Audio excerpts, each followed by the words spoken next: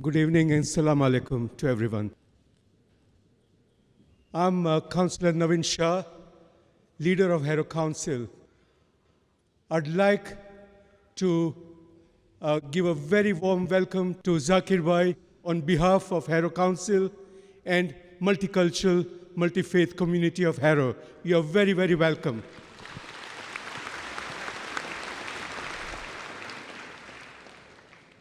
Since I'm limited to one question, I will follow the discipline.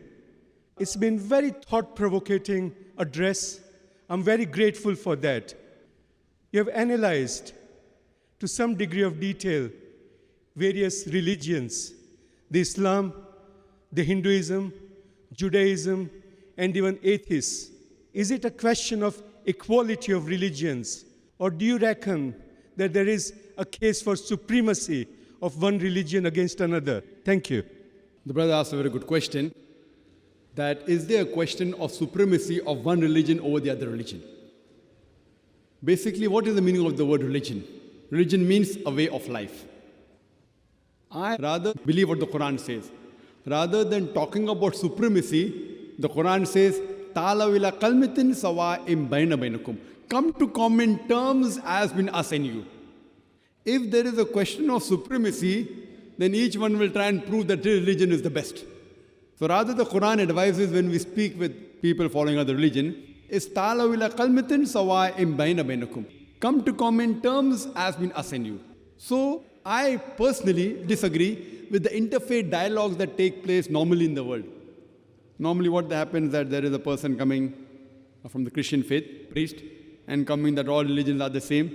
Christianity is the same, Hinduism is the same, Islam is the same. Then you have a Hindu Pandit coming and saying Hinduism is also correct and same, Islam is the same, Christianity is the same. Then they get joker Muslim who comes and says that Islam is the same, Hinduism is the same, Christianity is the same. See, I being a student of Islam and comparative religion, it's a big lie to say that all religions are the same. There are commonalities, but they aren't the same. There are differences. I can talk more about differences than the similarities, but the Quran encourages to talk about similarities. What my strategy is, brother, that I tell that at least let us agree that one religious scripture is 100% perfect. So the Christian will say, fine, I don't mind believing that Bible is 100% the word of God. The Hindu would say, I would not mind believing the Vedas to be the word of God. The Muslim will say, I don't mind considering Quran to be the word of God.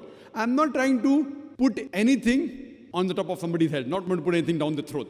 Now what I say, that what is common in all these scriptures, at least let us agree to follow that strictly.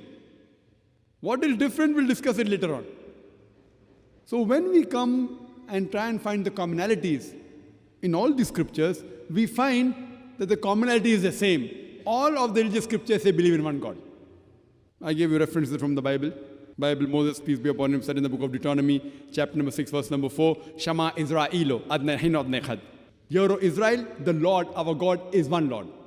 When Jesus Christ, peace be upon him, is asked that which is the first of the commandment, he repeated verbatim the same thing in the Gospel of Mark, chapter number 12, verse number 29. Shama Israelo, Adnei Hinod Nechad, which means, Hear, O Israel, the Lord, our God, is one Lord.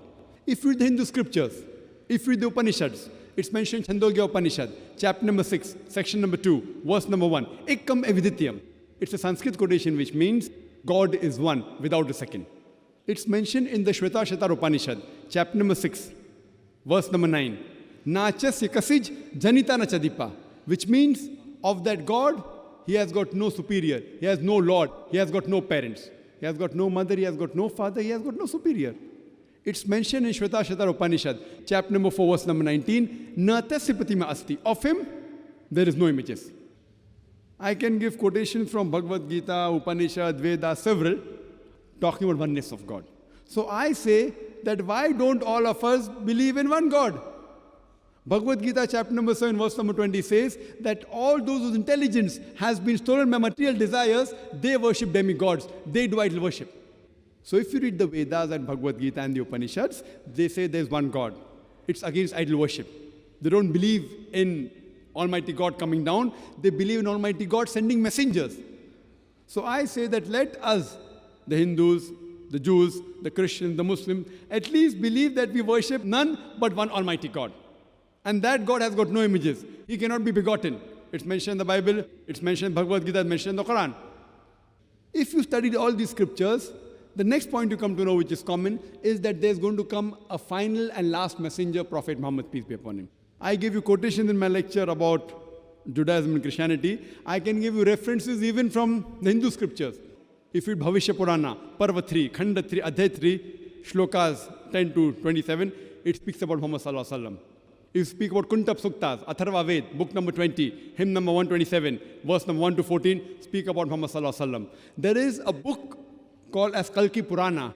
It speaks about an avatar, a Kalki avatar to come. It's mentioned in the Hindu scriptures in Kalki Purana that there is a final avatar, Antim Rishi, last messenger going to come, whose mother's name shall be Sumati, which means peaceful, which means Amina.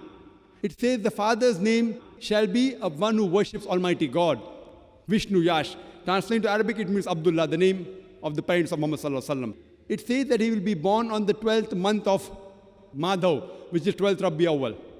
It says that he will be the last and final messenger, Muhammad Sallallahu Alaihi Wasallam, last and final messenger. It says that he'll be held with 4 companions, talking about the first 4 caliphs of Islam. And on, he'll be born in the place which is known as peaceful, Sambhala, which is Makkah. He'll be born in the family of the chief of Makkah.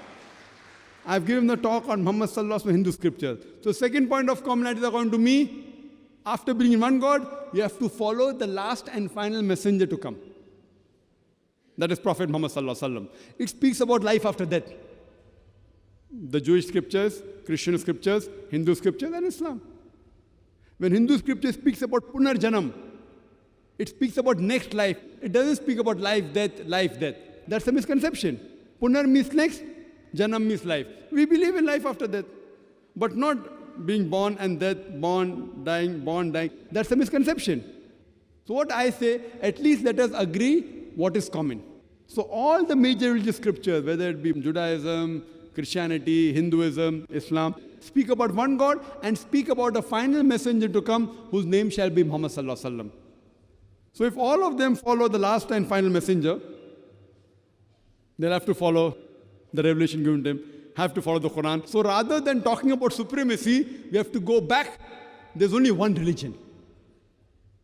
And the one religion, as Allah says in the Quran, in Surah Al-Imran, chapter number 3, verse number 19, Inna Deena Indallahi al-Islam. The only religion acceptable in the sight of Almighty God is submitting your will to Almighty God. Islam.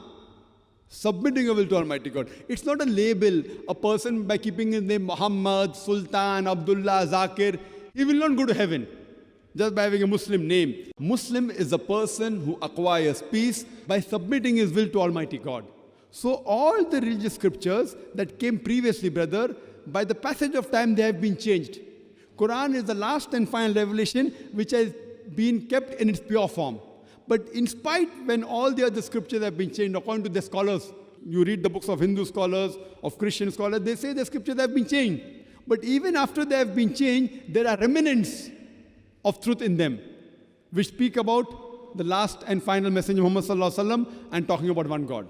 So if you go back to your scriptures and at least follow the commonalities, then nothing like supremacy will culminate only to one religion, that is submitting our will to Almighty God.